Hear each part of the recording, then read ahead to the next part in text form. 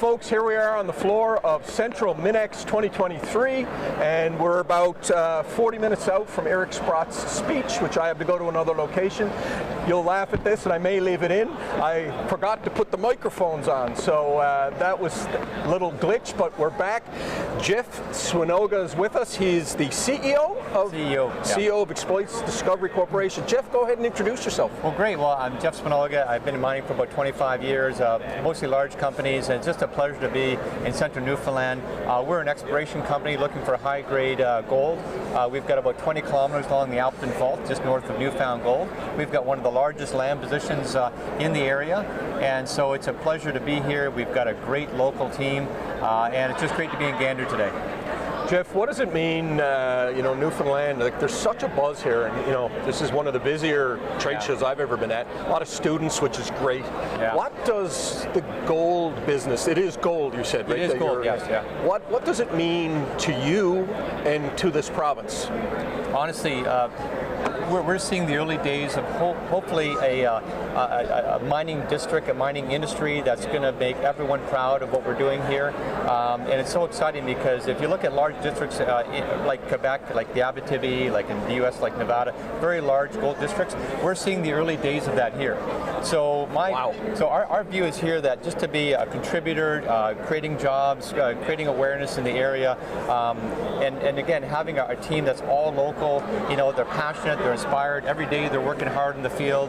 They want to create, a couple, hopefully, new gold mines in the whole region, and it's going to be fantastic. And I hope someday we look back upon this 20 years from now and saying, we helped, we contributed, we had a positive influence on the community, no, it's great. It's a great time to start watching the area, be aware of what's going on, and everyone's been so supportive, like the government officials, the geologists, everyone locally has just been rooting for us, and the local exploration companies around here too.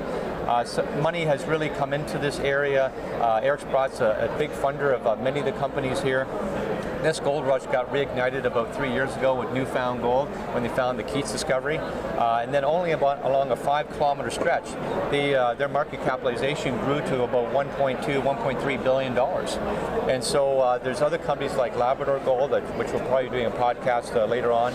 Market cap about 60 million. We're about 30 million in market cap. So we're the smallest of the three, but I think we got hopefully the most potential because we've got another 20 kilometers north of 20. Yeah, 20 kilometers.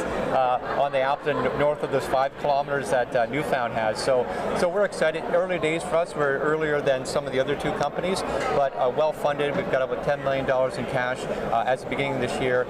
We raised about $4.4 million in December. Eric put some more money in, which is great. So tremendous supporter of everyone. So we're hopefully going to hit it big, and we're drilling our flagship property called Bullseye. And we just staked Bullseye about 6 months ago. So Bullseye was one of the most sought after claims to be staked in the province. And there's over 100 competitors. We happened to get it. And when we got it, it was like winning the lottery. I gotta say, our guys in Gander were cheering, they were like doing high fives. And we just couldn't believe how lucky we got. So the first question Eric asked me is, when are you gonna drill it? Yeah. And so we quickly got our exploration permits, our licenses, and then we did some ground truthing on it. We did some VLF and mag, which just means what are the structures under the ground, right? Yeah. And what we found was that this Appleton Fault, this famous Appleton Fault with all the gold discoveries, it actually trends onto the Bullseye the way we expected. So now we saw it with confidence. So we started drilling, and our first 6 drill holes, 3 of them had visible gold and some really good drill results. So it's exciting to see visible gold on your first drill hole. And if you haven't seen it in rock, I mean, it's great to come to conferences like this and see the core. But you can go to anyone's website, like again, Exploits Discovery or Newfound or Lab, and see it. It's just great to see live though. Well, I've been in business for 35 years, and I tell you, there's been some challenges. Newfoundland has had the cod fishery was shut down. Then, we have the incredible oil industry, and there's challenges around oil industry now, still robust, transitioning into all kinds of energy. this is incredibly exciting to hear you talk the way you talk about this. You know, as I said to a previous guest, it's one thing to talk to a fellow Newfoundlander about it. When you who have experience in this industry tell us that this is big, it is so gratifying to be a person who's been here working. This place, you've probably noticed, Jeff, is open for business, isn't it? Honestly, this is an inaugural event, and we weren't sure what to expect. You know, when you have a keynote speaker like Eric, you do expect a lot of turnout, but this has been overwhelmingly successful. And honestly, the amount of work that Brad and Amanda and Hazel had put into this whole conference, it just knows it's going to be successful next year and the year after, and also creates awareness too, because some folks don't really know what's happening in their backyard. So it's good to create awareness, let them know. Hopefully, even if some of the kids want to get involved in learning about mining, and actually we've got legendary guys like Peter Dimmel. We interviewed Peter yesterday. And it's so funny. I'll walk up, if I can say this. So I'm walking up, some of the parents and the kids are there, and Peter's there panning for gold. And I said, do you know who this is? He's a legend, isn't he? Yeah, and they go, I have no clue. I said, this is Peter Dimmel. He's a mining legend. He's former, I'm on the board of PDAC, and he's a former president of PDAC. And it's a big mining organization. And it's just the camaraderie and the hands-on to help people understand what mining's all about and how it can be beneficial. Because what I've seen too, I've worked in South America, I've worked in Africa on multiple projects, and the wealth that can create for communities. Of course, there has to be regulations and concerns, make sure things are done properly, and there's been a lot of good things have happened in mining to improve that. But it can really make a great impact upon a community. Well, I'm telling you, look, I look at everything with rose-colored glasses, as some of my friends will tell you. But this is something else. This is something else entirely.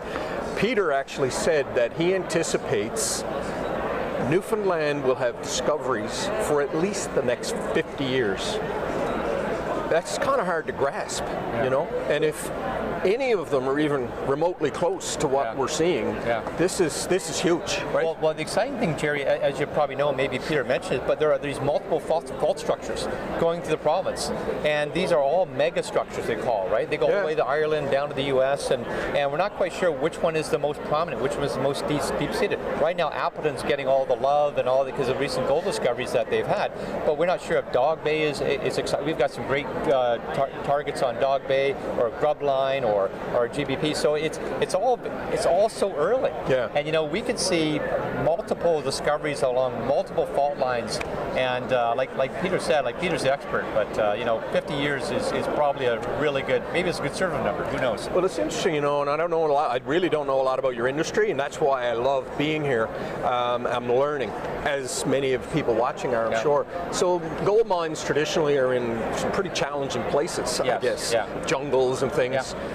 Newfoundland doesn't have that. It is remote, but that being said, there's ports of entry that I guess are good for you and all that. Just touch a little bit on that before we close it up. So, for example, gold mining is relatively easy in that sense to understand because the Trans-Canada highways going through, so we've got great access. Our property is only 20 minutes away from Gander, so you don't have to really create a camp, or you can have people living in Gander, working in the working at the mine sites if we do have mine sites there, and then from a jurisdictional perspective, power is available, education is available for students to learn about it. So I've been in areas like we haven't had the technology yet to move the mines.